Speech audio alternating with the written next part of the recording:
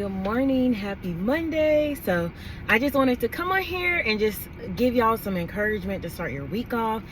Today is the beginning of the week, and this is going to be my last week at work. I am truly excited. I know I made a post yesterday about what trust is, but this morning God was just taking me a little bit deeper and expounding on trust. Trust is not always having a backup plan, right?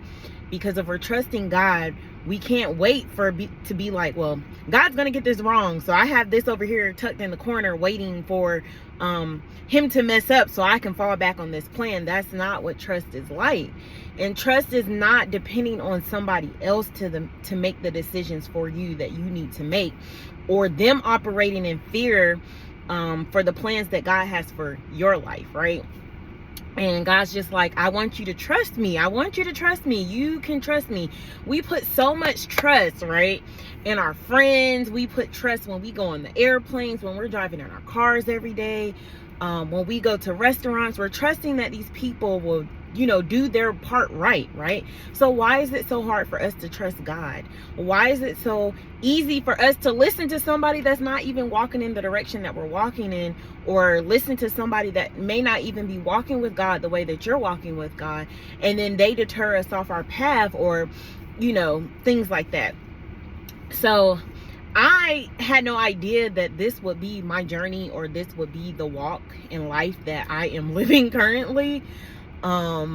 I do not want to go backwards and keep discussing the things that happen on my job. It will probably be a time that maybe I write a book, or I'm on stage or something and I'm sharing my testimony, but to keep dwelling on those things just keep pulling me back. But the Lord did place on my heart the word insubordination, because that's originally kind of technically what I got written up for. And I was just asking God, is this something for me, or is this something that I share? What is it, right?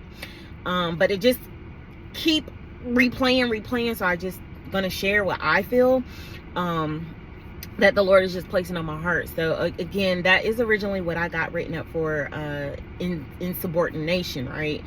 And it just had me thinking that how many times on a job, not that we deliberately don't do what somebody wants us to do, but when we know that it's wrong, right? But then they try to manipulate it to make it right. So that's kind of where I'm standing at right now, because there's so many things that have gone on in my work environment that have been swept underneath the rug. So why is it that this one time for me that I get this big drastic write-up and all these lies and stuff like that, to make me have to end up putting my 2 weeks notice in it, is very unfortunate. And I really did wish that I worked in some part of HR, just so we can rewrite the things that go on in these establishments, these organizations, because a lot of things are just not right. When I was looking up the word insubordination, it was just basically like disobeying and punish. Like, I don't like the terminology of the words, because when we're on jobs, we're not children. We all come from different walks, lives, and journeys. And we're adults, and yeah, some of us don't always act like adults, but for the latter of us, there should be a professionalism when we come into an establishment. And I just think that we're holding on to a time frame that no longer exists. The culture of these words no longer exists in the way that they want to make them exist.